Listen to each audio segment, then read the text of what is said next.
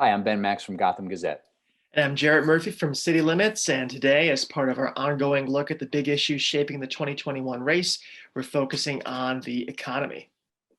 It's an essential issue, obviously, related to how people can work or get to work or what kind of work they have, what options. Unemployment has obviously skyrocketed during the pandemic, making this issue of utmost importance here as the 2021 elections unfold. And it's obviously important to like family survival that the economy is working correctly. It shapes inequality in terms of where the benefits from the economy are flowing. It also has huge social impact. Having a job is a key part to staying out of poverty, and for younger people staying connected.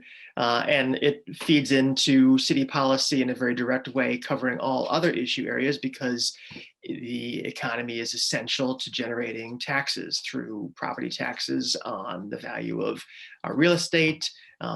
Sales taxes play a role, business taxes, of course, and then New York City depends to a great degree on the income tax, as of course does the state and federal government. So economic activity and jobs feed into basically every other policy issue we could be talking about.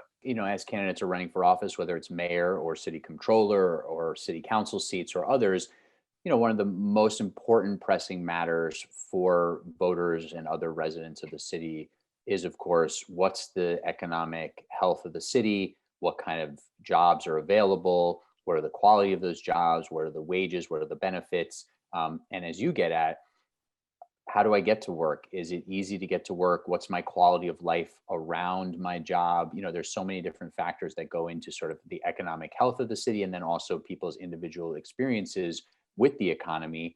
And that's also where, as you mentioned, we get into schools and the really under discussed issue of the city's public university system, CUNY, which really Yeah. needs to be a part of the discussion in these elections. And part of the reason that it sometimes I think gets left out of the discussion is because it is this sort of quasi state city independent entity, and it's not directly at all under the control of the mayor. It's not really under the control of the governor per se.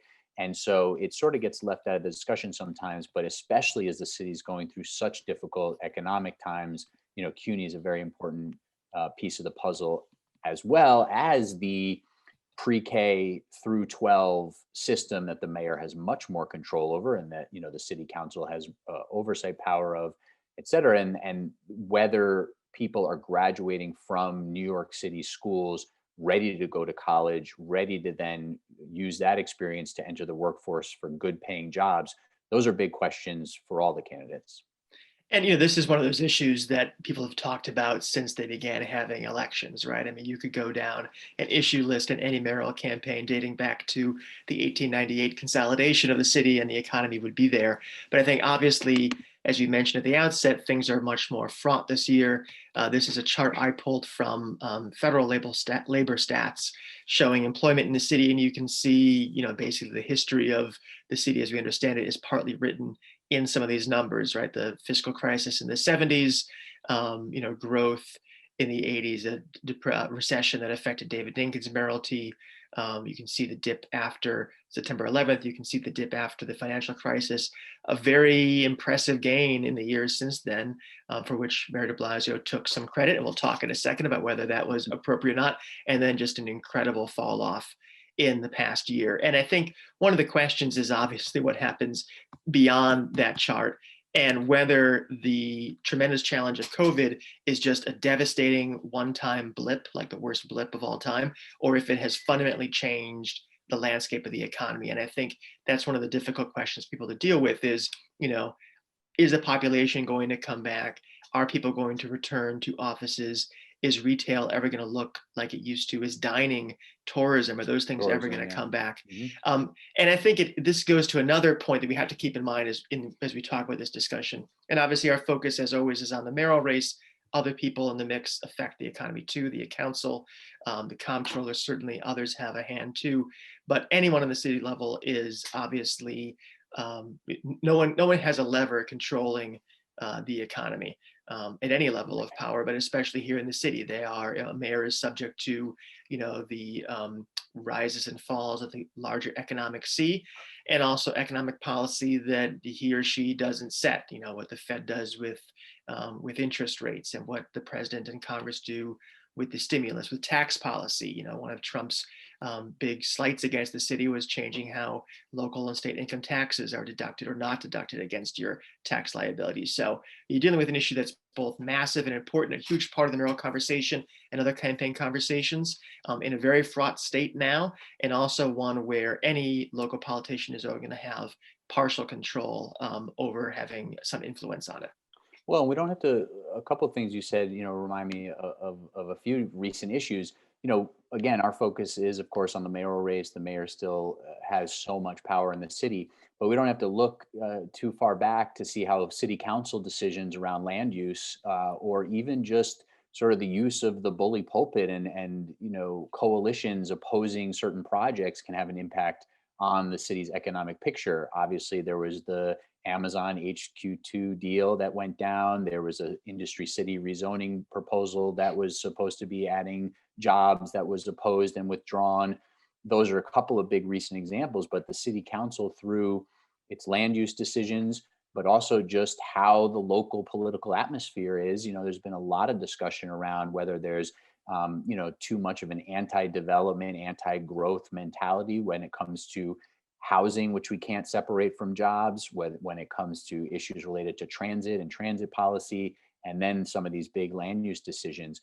The other thing I wanted to mention, though, to frame some of this and then get into more of what city policy around the economy really is all about, is that we had, before COVID, historically low unemployment in the city, just under 4%, and it jumped to well over 20% and then came back down to the low teens. But it's also really important to note that even when unemployment was under 4%, the poverty rate in the city was extremely high. And Mhm. that's because very often, so many of the jobs in the city, and again, it's better that there's more jobs than fewer, of course, but we're in lower paying sectors: retail, hospitality, restaurants, of course, and just a number of different sectors that weren't paying enough for people to really get by. And that also relates to another thing you were saying, which is the different levels of government. One of the biggest ways that people have come out of poverty in recent years is the minimum wage increase that was passed at the state level.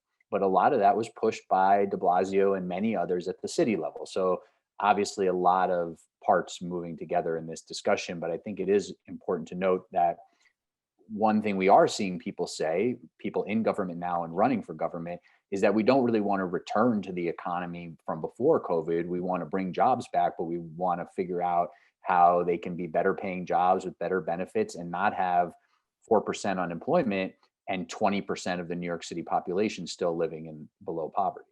And the unemployment rate itself kind of gets to a different issue, which is that you have the city economy writ large, and then you have many people who don't participate in it, maybe don't participate in a formal way. They work in the gray economy, they are paid under the table, they are an unlicensed vendor, something like that.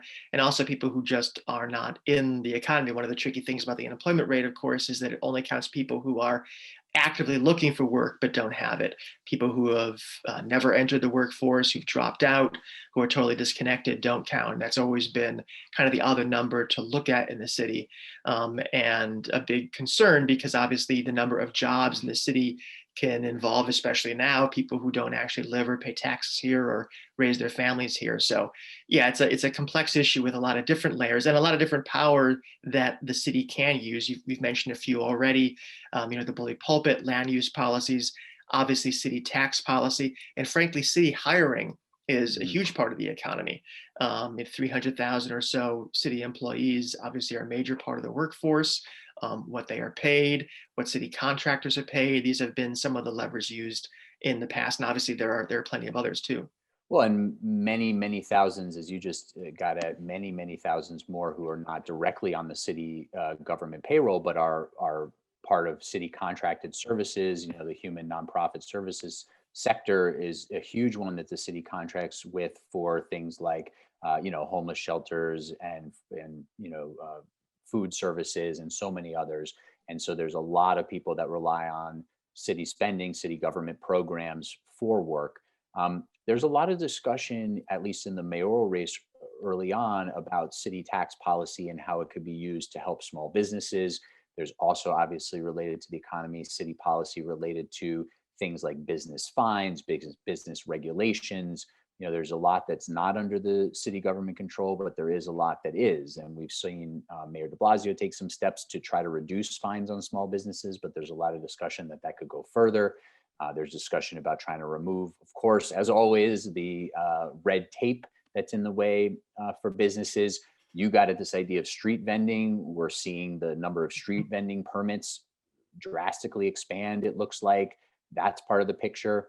And there's also some very interesting discussion in the mayoral race. A couple of candidates especially have been talking about this, including Maya Wiley, about better using the city's massive capital budget spending to create jobs, and especially to create good paying jobs for low income communities, for communities of color, for people living in the city, to have more opportunity for jobs that are really funded by city spending.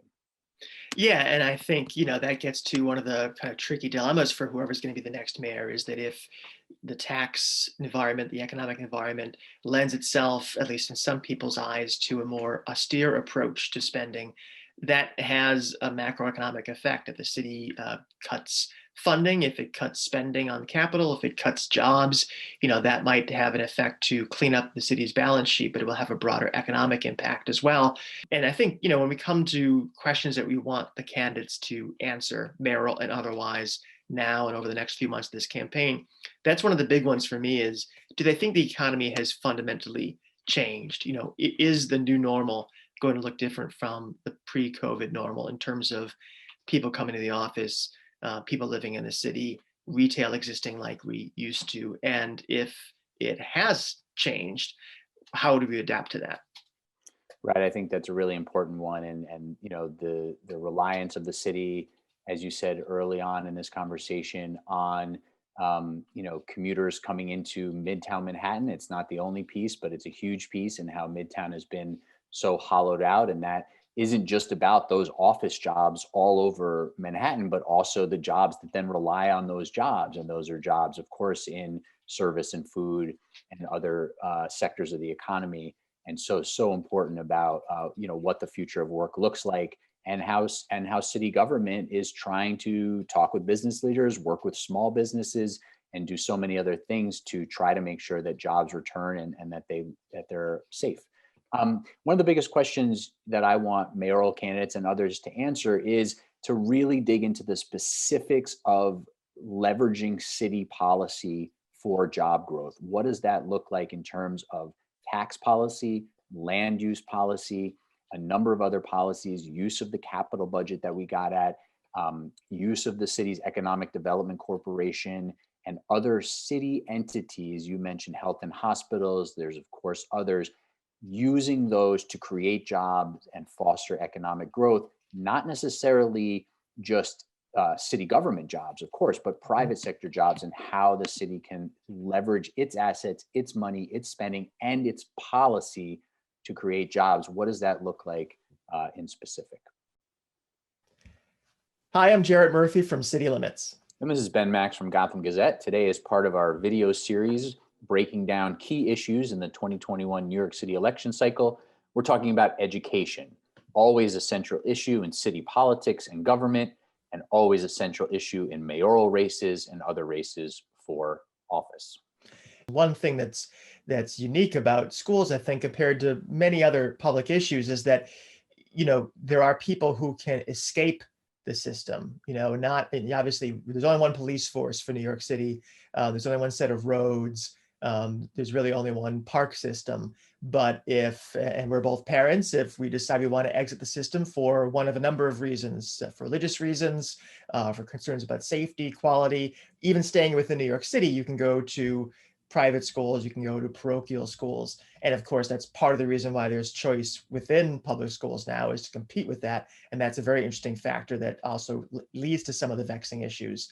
But right, and that relates to obviously the question about desegregating the city schools and what types of effects that might have. And of course, a lot of times those choices come down to families with resources, and the families with minimal resources don't have the same choices. And that's also where the charter school discussion has come into play. Right. And I think in all of this, you have the fact that while the mayor has control of the schools, thanks to the legislative victory that Mayor Bloomberg won, and that was renewed on several occasions, including a couple times under Mayor de Blasio, it is not total control. He first and foremost shares power with the panel for education policy, but the mayor has a controlling share of votes there. Obviously, the city council has some oversight powers and technically approves the budget. But a lot of that money comes from the state and frankly from the federal government through Title I funds and other means.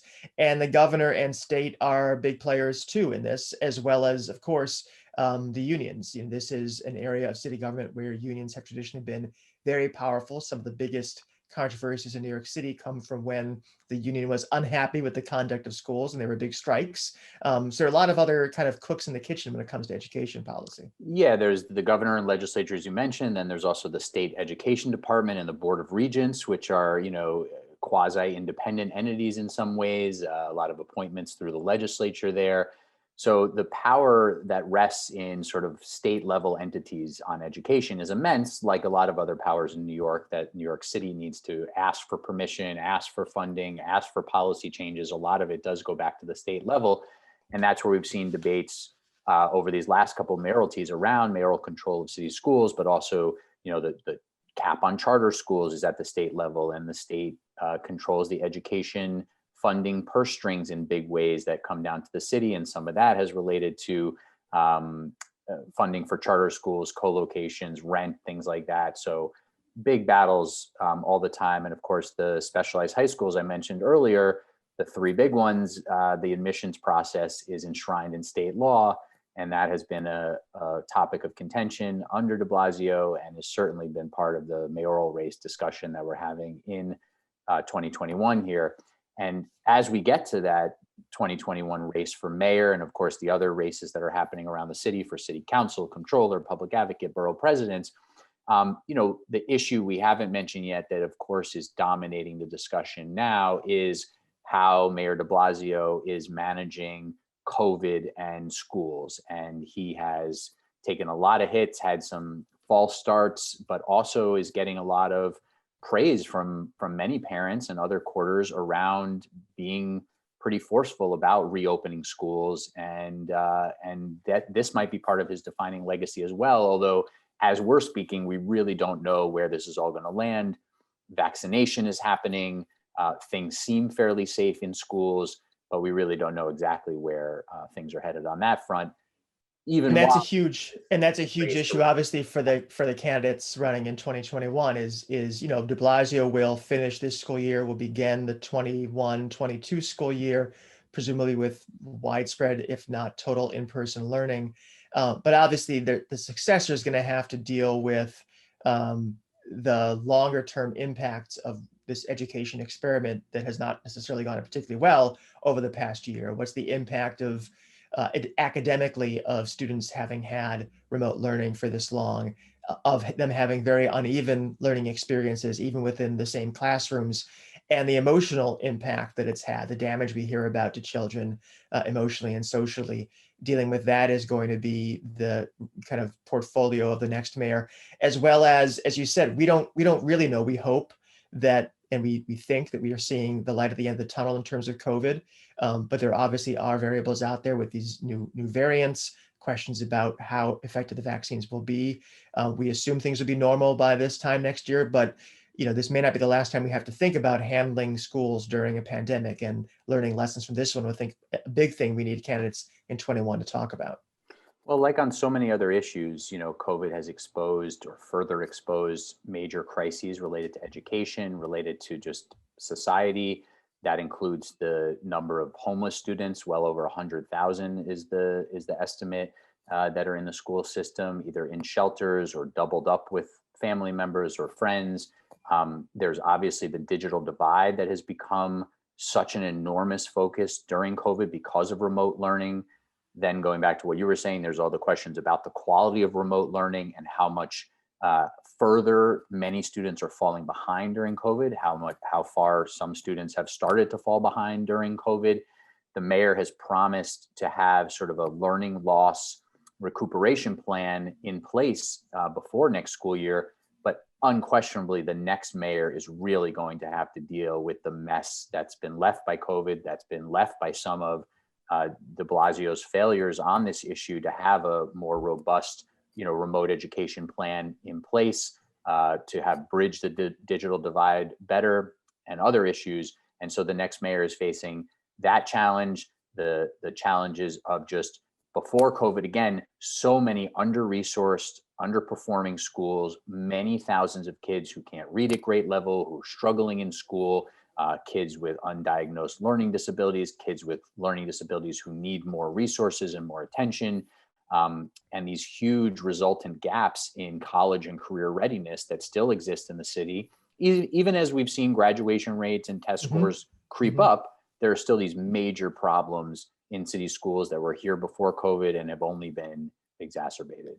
And the resource issues and the questions about readiness obviously overlap with, the deep racial segregation of the school system, which, is quite striking when you look at different schools. And obviously that is something that de Blasio has been pressed to deal with. And there was a task force that produced a report on that and some recommendations. And the mayor, did move to implement a kind of lukewarm version of those this year by removing middle school screens and changing a kind of particularly egregious geographic screen for high schools in one particular district. But there's a lot of pressure to do more when it comes to the test for the selective high schools, the gifted and talented program, the non-SHSAT high schools, of which there are many, and frankly don't have the single test standard, which for all its flaws, at least is a quasi-objective standard, have a much more complicated and subjective mix of ways to screen who comes to those schools.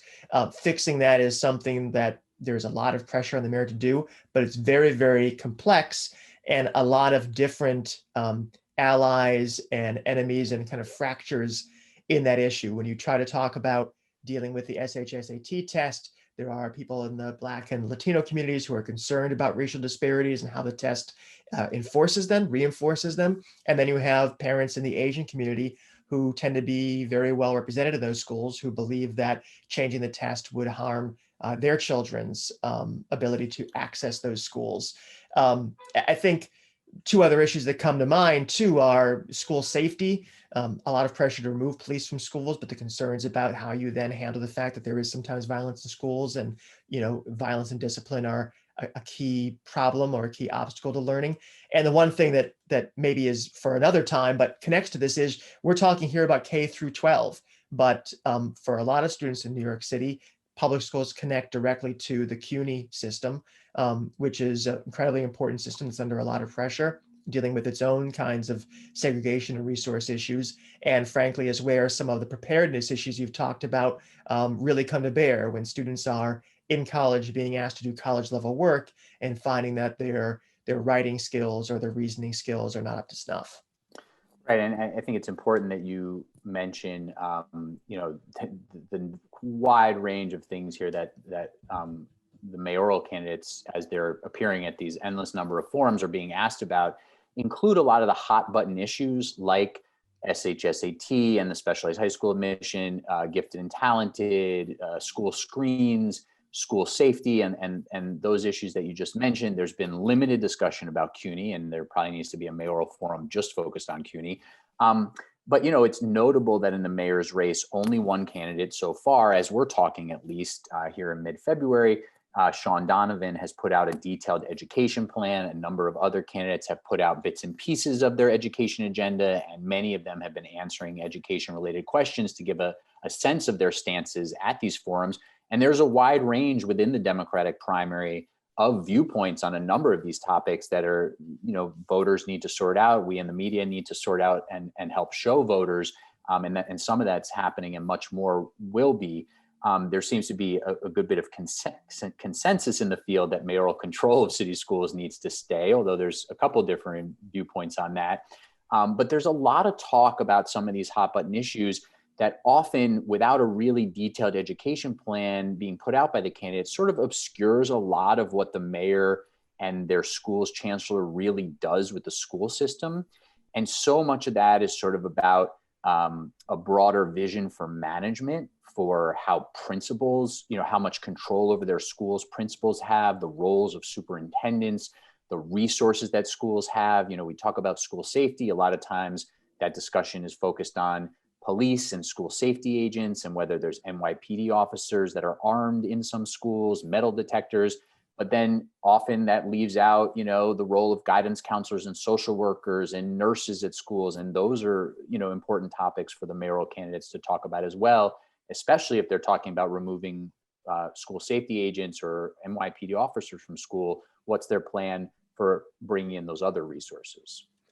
Yeah, I mean, it's really a soup to nuts issue, right? I mean, we're talking about, vision, what is the role of schools? What should we be preparing students for? How, again, as you said, how do you manage this massive system? Right down to quite questions about pedagogy. I mean, you were a teacher. My mom was an elementary school teacher, and I know there is an ongoing debate about whether to teach kids who are younger whole language or phonics in terms of how they acquire language. And obviously, there are questions about how you deal with something that New York City uniquely has to deal with, which is students coming in who do not have an English language background, sometimes coming here in high school and facing the pressure of deciding how to prepare for career or college on a much tighter timetable than others. I think this all kind of boils down to the fact that in these debates, we're probably not going to get into a lot of these more granular issues, but we have to think about big questions for candidates. And I think one of them for me is this question about integration and how do you, preserve some of the good aspects of having different kinds of high schools and different kinds of other schools, middle schools, without having this stark disparity of resources and these unfair racial skews. I think that is a very thorny question, and it's not something that slogans will answer. And that's certainly one I want to have answered. What's one or two of yours? Well, I think, along with what we mentioned earlier about a plan for making up for, let's just call it COVID learning loss, is essential. And what does that plan look like? But then broader than that, as I said before, what's your plan for underperforming schools? How do you do school turnaround? And does that tie into a more sweeping vision of school desegregation, which in itself is a school improvement plan across the board? One of the other things I'd point to is this combination of what qualities are you looking for in a school's chancellor? What type of school's chancellor would you appoint? Do you have any names? Of course, would be nice to hear from candidates, although they're often hesitant to say those. And how would you and that chancellor manage this massive bureaucracy? What kind of changes would you make to DOE central headquarters and to the roles of superintendents, principals, and others? And I'll just throw one more in there. Overcrowded schools and large class sizes are huge issues. Again, this is the nuts and bolts of sort of managing the system. And there are ways that have been pointed to both reduce class sizes and reduce school overcrowding that the next mayor really needs to take a look at or develop new strategies to do those things. But that's something I want to hear from these mayoral candidates is how would they address school crowding and class size challenges? Well, audience, lucky for you, there will be no test on this material. This is just a review session, but hope you found it helpful. Hope you'll stay tuned to citylimits.org and gothamgazette.com for coverage of the race, and to Max and Murphy on WBAI 99.5 FM every Wednesday at 5. And of course, as we say every time we do one of these, go to vote.nyc for information about who's running and whether or not you're registered.